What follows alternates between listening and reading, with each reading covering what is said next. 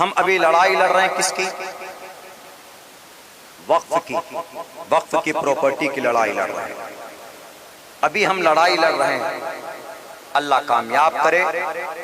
ناپاک جو سازشیں کر رہے ہیں اللہ ان کو نیست و نابود کرے. اس دیش کے اندر تیسری سب سے بڑی سنستھا سمجھیے مسلم وقف بورڈ. 9.5 لاکھ ایکڑ زمین ہے جن میں 4.5 لاکھ ایکڑ زمین رجسٹرڈ ہے.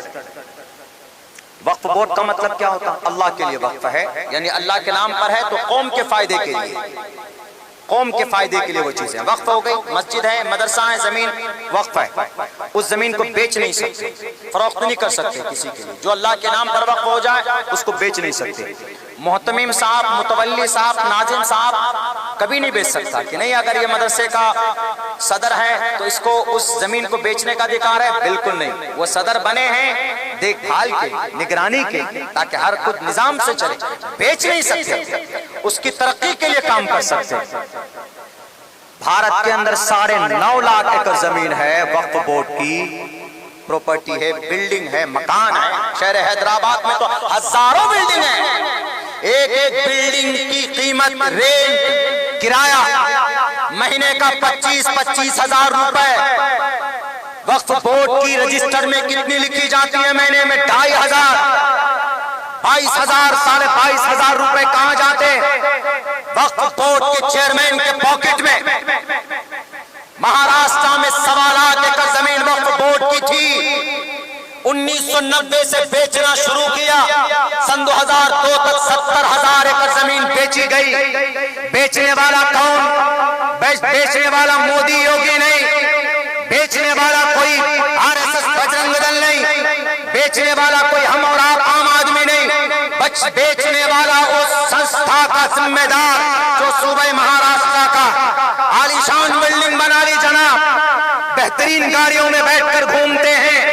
پہلے قوم کو کمزور، پہلے غلطی مسلمانوں نے کی ہے، گناہ وہ کرتے ہیں. اور جب ظہر الفساد فی البر والبحر بما کسبت ایدی الناس، جب انسان کوئی گناہ کرتا ہے ان کے گناہوں کی وجہ سے فسادات پیدا ہوتا ہے، تب اللہ کسی ظالم بادشاہ کو مسلط کرتا. وقف بورڈ اگر چاہتے مسلم وقف کی پراپرٹی کا دوسرا نام بیت المال. کیا ان وقف کی آمدنی سے آپ کا یہ مدرسہ چلانے کے لیے چندے کی ضرورت تھی؟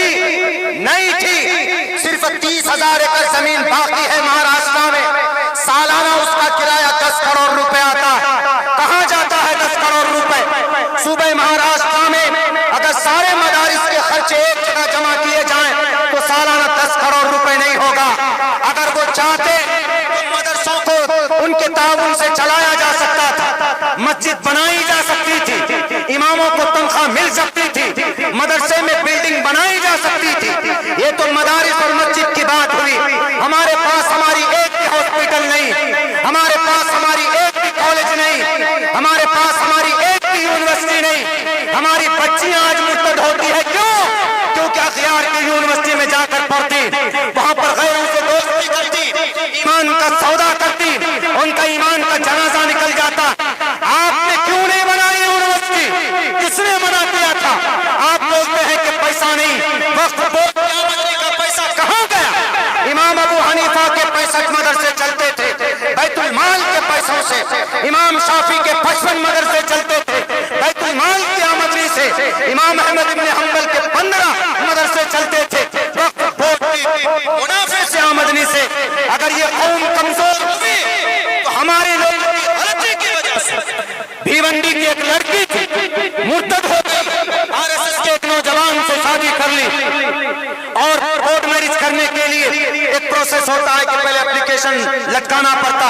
جب اپلیکیشن لٹکایا گیا دیکھا کہ نام مسلم لڑکی ہے، لڑکا آگے اس کا سرنام کے اندر میں RSS کا کوئی وہ نشان ظاہر ہوا. جب وہ وکیل صاحب نے وہاں کے قریب کے صدر صاحب سے پوچھا، کسی تنظیم کے صدر ہوں گے، میں نام نہیں لوں گا، ان سے پوچھا تو وہ گئے فوراً اس کے گھر پہ. اس لڑکی سے پوچھا کہ بیٹی تم اتنی بڑی غلطی کر کر رہی ہو. پتا ہے تم جب کوئی مرتد ہوتا ہے تو اس کا کیا انجام ہوتا ہے؟ من یرتد منکم عن دینی فیمت وهو کافر فاولئک حبطت اعمالهم. اس کے سارے اعمال ختم ہو جاتے، بیکار ہو جاتے، تباہ و برباد ہو جاتا. وہ جنت نہیں جا سکتا، ہمیشہ جہنم میں جائے گا.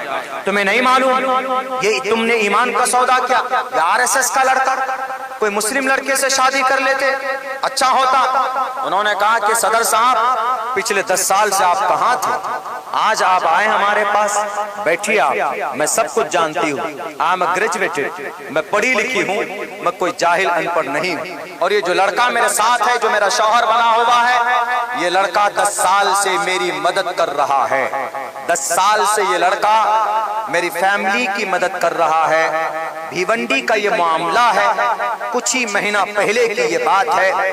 انہوں نے کہا کہ اچھا اللہ کل قیامت میں یہی پوچھے گا نا کہ ایمان کا سودا کیوں کیا؟ کوئی بات نہیں، میرے پاس جواب. کل رب پوچھے گا ایمان کے سامنے میں، ایمان سے بڑی تو کوئی دولت نہیں تھی، تم نے ایمان کا کیوں سودا کیا ذرا بتاؤ. تو میں تو اللہ سے پوچھوں گی کہ اللہ میں اس بات کو جانتی ہوں، لیکن ایک بات بتائیے، میں غریب ہوں، میرے والد محترم کا انتقال 10 سال پہلے ہو چکا تھا. میں بن باپ کی 2 بہن ہوں.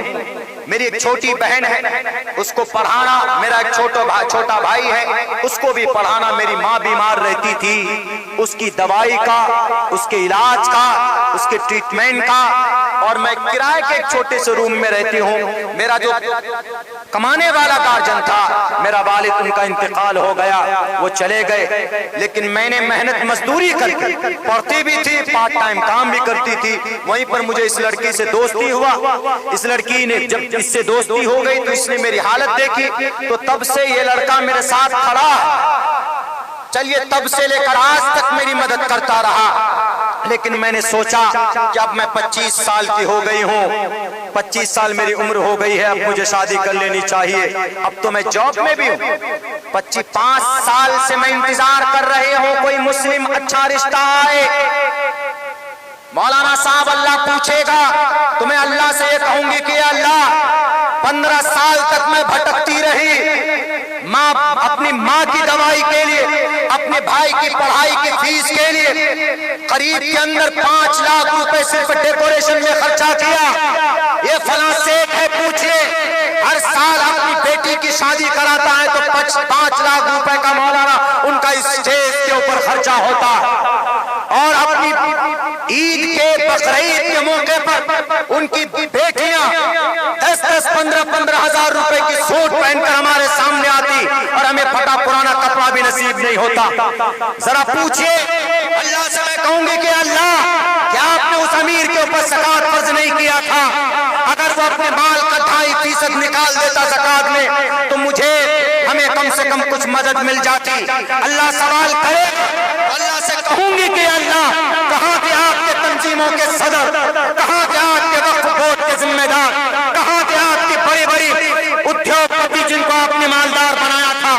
میری بہن کو اگر میں مزدوری کر کے میں اگر اپنی بہن کو نہ پڑھاتی تو یہ ایک تباہی بن جاتی ہے، ایک پروسٹیٹیوٹ بن جاتی. میرے بھائی کو اگر میں تربیت نہیں کرتی، یہ لڑکا اگر ساتھ نہ دیتا تو میرا بھائی دنیا کا سب سے بڑا کرمنل بن سکتا تھا، شرابی بن سکتا تھا، ڈرگس بیچتا، نشے کی کاروباری کرتا. ذرا بتائیے میں ان کی زندگی سنوارنے کے لیے اے اللہ اگر میں نے اپنے ایمان کا سودا کیا ہے، اگر میرے بہن اور بھائی کی زندگی کے بدلے میں ان کو خوشحال کرنے میں، ان کو راستے پر لانے میں، ان کی زندگی کو پاک کرنے میں اگر مجھے جہنم میں جانا پڑے میں خوشی خوشی تیار.